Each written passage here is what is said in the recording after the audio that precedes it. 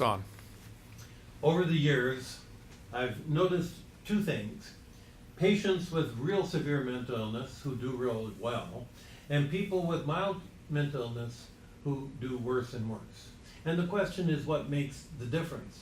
If I'm their doctor, presumably I would be treating them the same way. Must be something they're doing that makes a difference. Hi, I'm Dr. Verl Bell, and what I want to do in this series of videos is to help you understand, first, how is the brain wired to function in a healthy way. And it's just like when you buy a car. If you operate the car well, you'll get more mileage and you'll enjoy it more. How can you respond to life to increase your joy and decrease your stress? Because this is important to stability with any kind of mental illness. And I'd like to give you a little history, a little background. About 100 years ago, there was a Dr. Lowe working in Chicago. Not a real fun job. The state hospitals over there had over 10,000 people. The city wasn't all that large. So a large percentage were in the hospital. And the reason was there were no medications, there was no electroshock therapy, there was no group therapy. Basically, people would wake up in the state hospital and say, oh wow, look at where I'm at. And they'd ask another inpatient, how long have you been here? 35 years? People actually live here their whole life and die here? Well, that isn't the best reality to face. And so Dr. Lowe decided he had to do something, and he found several hundred people who managed to get discharged from the hospital. He interviewed them, and what was different? He found it had nothing to do with their intelligence, their family background, the nature of their illness, their income, their education. It didn't even have anything to do with spirituality, which I think is very important. What it had to do with, they first accepted the reality. Here I am in the state hospital. And then they asked the question, what can I do? What's the little I can do in this setting? They'd go out in those days and raise their own food. So they would work in the barn, they'd work in the garden, they'd take old people out for a walk. And when they did the little they could, they became calm, their illness became stable, and they were discharged to live their lives at home. I want to emphasize that I believe that medications and counseling is very important. But here was a time before either of them existed that people, by doing their part, became much more stable. There were still 10,000 patients, though, that remained in the hospital. So I find if you combine the two, that's when you do best. And it wouldn't be fair for me to tell you that you have to do your part if you want to do well without explaining to you a little bit about what I mean and how you can do it. Now remember, this advice I'm giving you, I've given to people in every imaginable setting, whether it's community mental health centers, state hospitals, some of our soldiers, and when I was in the Air Force. No matter what setting I've been in, I found that if people did their part, they did well. I was in training at Lafayette Clinic in Detroit, and we had this thing called the revolving door syndrome, where people would come in the hospital, be stabilized, go home, not do their part, relapse, and come in again. So I got tired of this, and I noticed that there was a program in New York at that time that was getting good results, and I tried to copy it.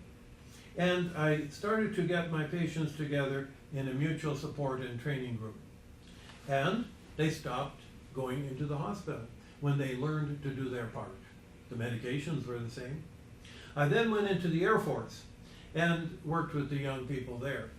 And I found the same thing. They would tell me, look, I can't do my part, I'm stuck in the Air Force. And in fact, they would be out serving with the troops, they would become depressed, they become too anxious to function, come in the hospital, would stabilize them, they were going to be discharged, and it'd take the Air Force 3 to 6 months to get their paperwork done. They'd say, what can I do? I'm stuck in here. And I told them, unless you ask that question differently and say, what can I do? When you get out of the Air Force, you still won't do well. You'll find 50 reasons not to do well. So when they listened to me, they began to be so busy they couldn't get it all done.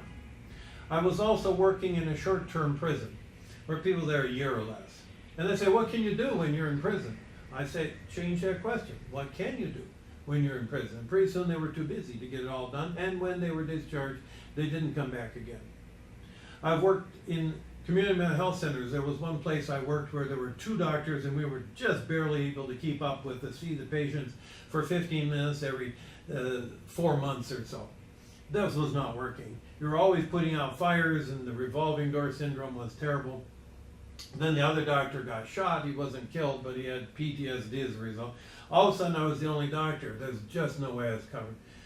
I put everybody into classes where I taught them how to do their part, and they encouraged each other in doing their part. And I was able to handle the whole place, and we shut down 2 inpatient units when people did their part. And I've seen the same thing happen, whether it's in community mental health centers.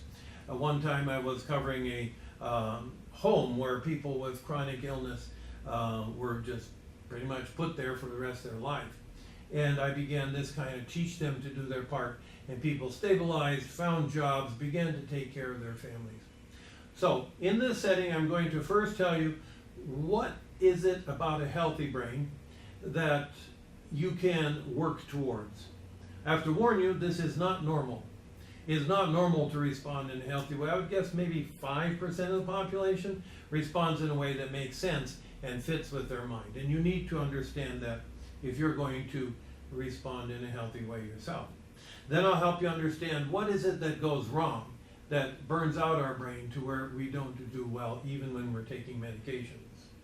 And then I'm going to help you understand why is it that people have good intentions and poor follow-through. Because you can know exactly what's wrong with you, exactly what you need to do, and still we don't do it.